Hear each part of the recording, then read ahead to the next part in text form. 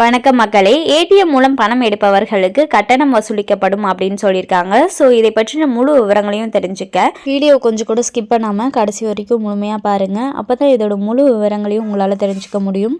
இதை தான் முதன்முறையாக நம்ம வீடியோ பார்க்குறீங்கன்னா மறக்காமல் நம்ம சேனலை சப்ஸ்கிரைப் பண்ணிவிட்டு அந்த லைக் பட்டனை தட்டி விட்டுருங்க. வாங்க வீடியோக்குள்ளே போகலாம். ஏடிஎம்மில் பணம் எடுப்பதற்கு இனி கூடுதல் கட்டணம் செலுத்த வேண்டும். ஒரு நாளைக்கு 5 முறைக்கு மேல் பணம் எடுத்தால் வாடிக்கையாளர்கள் கட்டணம் செலுத்த வேண்டும். ஏடிஎம் இன்டர்சேஞ்ச் கட்டணமும் அதிகரித்துள்ளது. வாடிக்கையாளர்களுக்கு புதிய விதிகளை ரிசர்வ் வங்கி அறிவித்துள்ளது. ஏடிஎம்மில் பணம் எடுப்பதற்கு கூடுதல் கட்டணம் செலுத்த வேண்டும். இப்போது பணம் எடுப்பதற்கு அதிக கட்டணம் செலுத்த வேண்டும். வங்கிகள் கட்டணம் வசூலிக்கும். இதுவரை ஒரு நாளைக்கு 5 முறை இலவசமாக பணம் எடுக்க முடியும். ஆனால் இப்போது அதிக பணம் எடுத்தால் கட்டணம் செலுத்த வேண்டும். உங்கள் சேமிப்பு தொகையை உங்கள் கணக்கில் இருந்து எடுப்பதற்கு வங்கி கட்டணம் வசூலிக்கும். இது போன்ற விதிமுறைகள் வரவிருக்கின்றன. அதிகபட்சம் பண பரிவர்த்தனை கட்டணம் ரூ.21 ரூ.22 உயர்த்தப்படும்.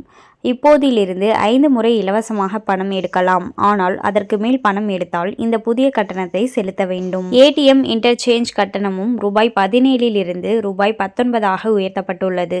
இந்த இன்டர்சேஞ்ச் கட்டணம் மற்ற வங்கிகளின் ஏடிஎம்மில் பணம் எடுக்கும் போது வசூலிக்கப்படுகிறது. ஸோ ஏடிஎம் இன்டர்சேஞ்ச் அப்படின்னா என்னன்னு பார்த்தீங்கன்னா, நீங்கள் இந்தியன் ஏடிஎம் வச்சுட்டு இருந்து நீங்கள் எஸ்பிஐயில் அமௌண்ட் எடுக்கிறீங்க, அதாவது எஸ்பிஐ ஏடிஎம்மில் நீங்கள் அமௌண்ட் எடுக்கிறீங்க அப்படின்ற பட்சத்தில் அது பேர் தான் ஏடிஎம் இன்டர்சேஞ்ச் கட்டணம் அப்படின்னு சொல்லுவாங்க.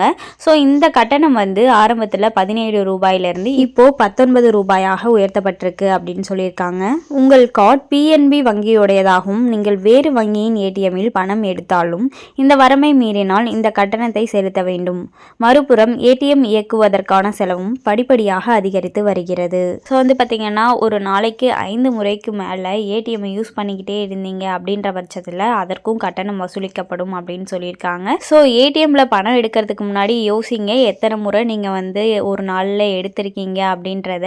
ஸோ தேவைக்காக மட்டும் எடுங்க. ஏன்னா சும்மா நம்ம ஏடிஎம்மை யோசிக்காமல் யூஸ் பண்ணிட்டு இருக்கும் போது அதற்கும் தேவையில்லாமல் அதற்கும் ஒரு சார்ஜஸ் பிடிப்பாங்க. ஸோ உங்கள் அமௌண்ட் தான் லாஸ் ஆகும். ஸோ அதனால பார்த்தீங்கன்னா, எத்தனை முறை ஒரு நாளைக்கு யூஸ் பண்ணுறீங்க அப்படின்றத ஞாபகம் வச்சுக்கோங்க. அது மட்டும் இல்லாமல் பார்த்தீங்கன்னா, உங்களோட ஏடிஎம் கார்டு எஸ்பிஐயாக இருந்தால் எஸ்பிஐ ஏடிஎம்ல பார்த்தீங்கன்னா பணம் எடுங்க. ஏதோ அவசரம் அப்படின்ற பட்சத்தில் வேற ஏடிஎம்ல கூட எடுத்துக்கலாம். மற்றபடி பக்கத்தில் இருக்குது அப்படின்ற பட்சத்தில் நீங்கள் எஸ்பிஐ இது வச்சுருக்கீங்கன்னா எஸ்பிஐ இதே யூஸ் பண்ணுங்கள். அதை விட்டுட்டு எஸ்பிஐ ஏடிஎம் கார்டு வச்சுக்கிட்டு இப்போ இந்தியன் ஏடிஎம்ல பார்த்தீங்கன்னா பணம் எடுத்தீங்கன்னா அதற்கும் பார்த்தீங்கன்னா சார்ஜஸ் பிடிப்பாங்க. அண்ட் மேலும் இது போன்ற அரசாங்கம் சார்ந்த அனைத்து அப்டேட்களையும் உடனுக்குடனே தெரிஞ்சுக்கணும்னு நினச்சிங்கன்னா மறக்காமல் நம்ம சேனலை சப்ஸ்கிரைப் பண்ணி பக்கத்தில் இருக்க பெல் ஐக்கானை கிளிக் பண்ணி அதில் ஆளுங்கிற ஆப்ஷனை செட் பண்ணி வச்சுக்கோங்க. அப்போ தான் நம்ம அப்லோட் பண்ணுற வீடியோ உடனுக்குடனே உங்களுக்கு நோட்டிஃபிகேஷனாக சேரும். அது மட்டும் இல்லாமல் அந்த லைக் பட்டனை தட்டி விட்டுருங்க. தேங்க்ஸ் ஃபார் வாட்சிங்.